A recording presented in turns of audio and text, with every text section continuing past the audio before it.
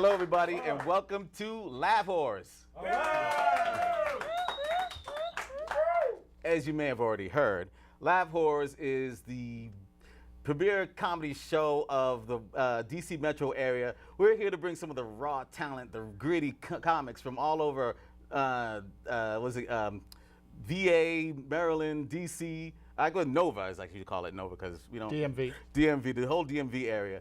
I'm here with a very talented comic that's been around for quite a while. You may have seen him. He's Herricane. All right. Hailing from the mean sweets of Washington, D.C., Herricane is a stand-up comic and actor. He has passed through clubs all over the mid-Atlantic, from New York City to Atlanta, leaving behind laughs and some water damage. Don't let his vulnerable sides fool you. Herricane is a bad mamma jamma. Welcome to the stage, Herricane. Thank you very much. So, number one, I hear you're working, are you headlining for somebody right now? Tell us. Well, I did a gig at the DC Improv. I emceed for John Witherspoon, did 6 shows there, and that was a lot of fun. And, you know, I'm picking my spots here and there and traveling on down south, doing some shows down there. Oh, yeah? So what's maybe like some of the more country, like scary, like deliverance type of places you've been so far? Well, besides this set, you besides mean? This set. No, this is just ghetto. No, this ain't. No, I like this set actually. When I see this set and that tree, I think to myself, is there something cheaper than a dollar store? Is there a 50-cent store? No, it's a good set. Oh, you know, hey, that's about as much as I put into it. Let me tell you. What got you into comedy in the first place? What was it what was the cheese that's like a big rat like you into comedy? Well, I was a class clown growing up, and you know, when I was in my 20s, I did a couple open mics here and there in D.C., a place called Garvin's, old timers might remember. But you know, just a handful of shows. And then one day, about 8 years ago, I was cleaning out my apartment, and I came across an old set list, and I was appalled at how poor the jokes were. That I actually went on stage with this material. I was ashamed of myself. So I said to myself, I'm taking 2 years to write material, and I'm going to get back on stage and kick some ass. That must have been the day I saw you on stage. Oh, that's true. I think you were writing my jokes, actually. I paid you a 20. No, that wasn't jokes. That was toilet paper. And he would know because he's dressed like he woke up in the bed and just went to the bathroom. Let me tell you, that's because this show comes on. This show is so bad. Give me that. This show is so bad. They only put it on after dark. Let me say. What is your goal as far as? I mean, I know how you got in, but what is your goal? What do you hope to achieve? I really want to spend a year on the road. I love motels. I love the air conditioning. I love the smell of chlorine. You love bed bugs. Screaming kids. I love the fact that they make up your bed and they clean your room. That's what I want to do. I want to just do shows all over the country. I'll trade places with Jay Leno in a second. You know, I just want to tour and then come back here and, you know, then I can die a peaceful man. No, that sounds like a good wish. I mean, I could probably wish that, but I'd rather just win the lottery so I don't have to do this shit no more. You haven't won I'm just kidding. I'm scratching as many tickets as I possibly can. Tell me something about what was your worst gig? What was your worst? Besides this, don't mention this again. Well, I've done some. Like the other day, I did a sports bar in Capitol Heights. This was in the hood. I mean, really in the hood. I forget the name of the sports bar. It was Ballers or Child Support. I forget. But you know, most sports bars have like 6 flat screen TVs over the bar so you can watch a game. This joint had 1 TV and 6 flat screen mirrors. I was like, that's some bullshit. Why is Tom Brady throwing left-handed? I don't understand. But I did a show. I actually did a show for money at an old folks home in Bowie, Maryland. And it was like the youngest person there was like 84. And they were watching Judge Judy in the corner. They didn't turn off the TV. There were like 12 people sitting around an old player piano, and I do my whole set. I'm doing an hour. They made me do an hour. Everything that I knew, I did. And I'm going to pick up the check, and I overhear one of the ladies behind me talking to her friend. She goes, "Oh, some comedian, you didn't miss anything." I was like, what a mean old lady. That was the worst gig I probably ever did. You should just threaten her, you cut off her oxygen or something, you know, old biddy. Well, you know, I don't want the police after me in Maryland, too. It wouldn't be murder, not at her age. You should have just said that. At your age, it would be murder, lady, so you better shut the hell up. You've got a reputation as a crossover talent. What is that? What do you mean as far as crossover talent? Well, I've played a lot of clubs. I've been doing this about 6 years, and I've played a lot of clubs in D.C. and I've played some mainstream clubs, and I play some of the open mics pop up in PG County and Southeast and what have you. And I like actually some of the urban rooms because they have bigger crowds and they're more likely to laugh. I mean, they're ready to hear comedy, and you don't have to stand in line behind 20 comics waiting to get on and do their little 5 minutes. You know, it's kind of a cliquish industry, you know, sometimes. And I like working the urban rooms because they just care if you're funny, really. So what do you think about the state of comedy today as far as, you know, like the comics that you see making it, the comics that you see around? Do you think that is like room for comics our age? 'Cause I know we're pretty much the same age, or is it just a young man's game? Well, I mean, I think it's, you know, anywhere, unless you start looking old on the stage, I think you can do this. You know, there's a whole wide swath of people that can do it. I mean, Eddie Murphy was like 19 when he started doing it, and Rodney Dangerfield was doing it up in his 70s. So I don't think there's much limit in that. It's just you have to establish a persona and have people remember you, you know, and just be consistently funny. So real quick though, what is your persona? What do you bring? What have you developed?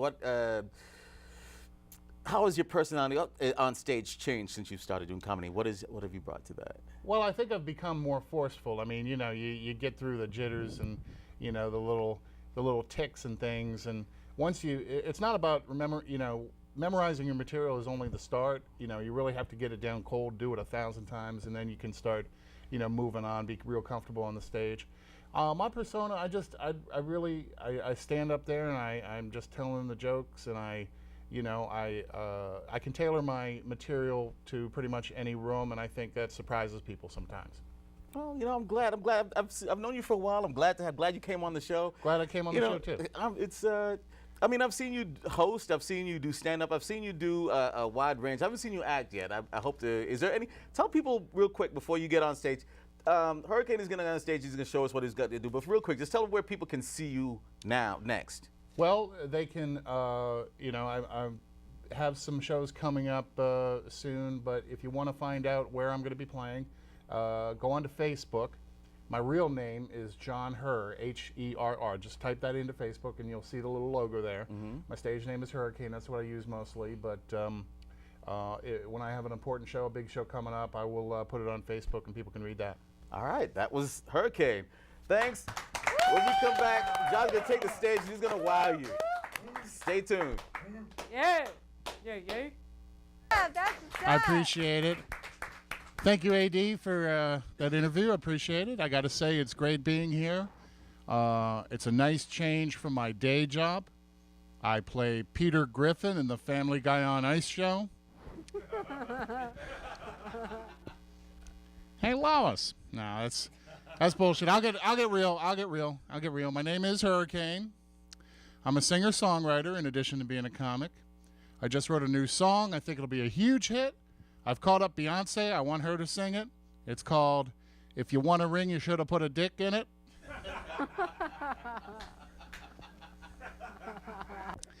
I've been reading the news a little bit lately. Who here watches the Jersey Shore? Anyone? No one watches the Jersey Shore. We watch it. I ain't gonna lie. Who watches the Southeast Shore? Maybe that. I don't know. Maybe that's. No, I was reading about the Jersey Shore, and this is actual news story. Abercrombie and Fitch said they were going to pay Mike the Situation not to wear their clothing. Can you believe that? Abercrombie and Fitch did not want Mike to wear their clothing. They're going to pay him not to wear their clothing. I'm trying to work out the same deal with Speedo, actually. I also read this in the news that that woman that got mauled by the chimp, you remember she was on Oprah. They just did facial reconstruction surgery. They gave her like a new mouth, a new nose, you know, new eyes, a chin, everything. The best thing is now she's finally allowed on Facebook, so that's nice. Has some new material, so, you know, don't blame me. But it's rough. It's rough. The economy is rough. I mean, let's get real. The economy. I got proof, too. I picked this up today. Again, this is not a joke. This is no lie. This is real. Have 7-Eleven cater your next party. Pick up a perfect party pack from 7-Eleven. Is that really the best idea? You want those nasty 9-day-old wings and that pizza at your and look, up here it says hot and fresh.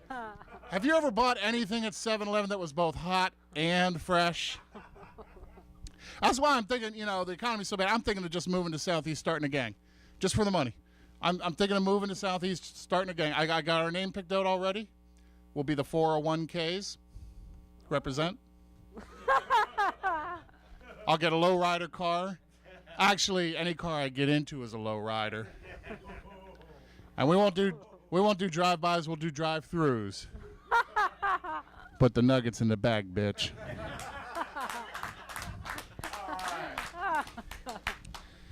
But well, let's change directions here. We got a little audience here. Let me ask you, who here is sick and tired of assholes? The ones not clapping might be the assholes. My new favorite asshole phrase, it is what it is. Aren't you sick of that? Oh, yeah. That's like the worst excuse in the world, isn't it? It's like, hey, Bob, you're 20 minutes late for the lunch meeting. Well, it is what it is. Why don't you say what you really mean, Bob? Bob, you're 20 minutes late. Fuck you, I don't give a shit about your lunch meeting. And can I have your fries? Guys are getting smart, though. They're starting to use it more often. It's like, honey, does this make me look fat? Well, it is what it is. A lot of assholes on TV, too. Who here has seen that show on A&E called Intervention? Oh, With the drug addicts? Oh, whoa. I love that show. There's some fucked up people on that show. You know you're fucked up when you need subtitles and you speak English. It's like, where'd you put the crack pipe, Mom? Where'd you put the crack pipe, Mom? That motherfucker spoke English. And they show everything on that show. They showed this one poor woman, a multiple addict. They showed her shooting up heroin. Then she did a line of coke. Then she did crystal meth. And then she poured herself a vodka and Coke, but they had to blur out the Coke can logo because you can't show everything on TV. A lot of assholes in politics, but give it up for President Obama. He's trying to get some shit done, right? I like President Obama. I like the whole Obama family. I like Michelle Obama. Saw her give that speech at the convention. You remember that? She had her daughters up on stage, and the crowd was chanting, Michelle, Michelle. And the camera panned over to the audience, and Michelle Obama's mom was sitting in the audience. And she looked so proud. She was crying and smiling at the same time. You just knew what was on her mind, right? She was thinking, I am so happy I didn't name her LaQuisha.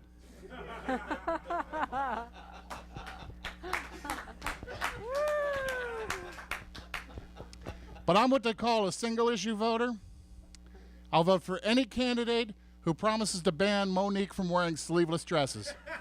No. Did you see her on The View the other day? With the arms? I couldn't eat chocolate pudding for a month. That's too much self-esteem. That's true. My mom saved bacon grease growing up. Who had a mom that saved bacon grease growing up? What the hell was that? Were we in a war? Like, not one word about antioxidants, but like I got 5 glasses of white trash Crisco sitting in the fridge. Thanks a lot. But it's hard dating when you're a big guy. It is. It's hard reading signals from women. Like, Jackie, you're a woman. Come on up here. I'll try to read a signal. I met this girl in the bar the other day. She wasn't as cute as Jackie, but close. And we started talking. We were getting along very well, you know. We were talking for like 2 hours, actually. So I thought I would kick it up a notch, right? I went up to her, and I was like... What did you do? Well, I said, you know, I think things are going well, and I was wondering if you wouldn't mind going on a date with me sometime. She looked at me and said, not until you lose weight. I said, that's funny. I was planning on dating you until I lost weight. That was a cruel thing to say, wasn't it? I told her, you shouldn't talk like that till you've walked a mile in my shoes. She was like, you should walk a mile in your shoes. Maybe 2 miles. I said, bitch, it is what it is. Thank you very much. My name is Herricane. Good night.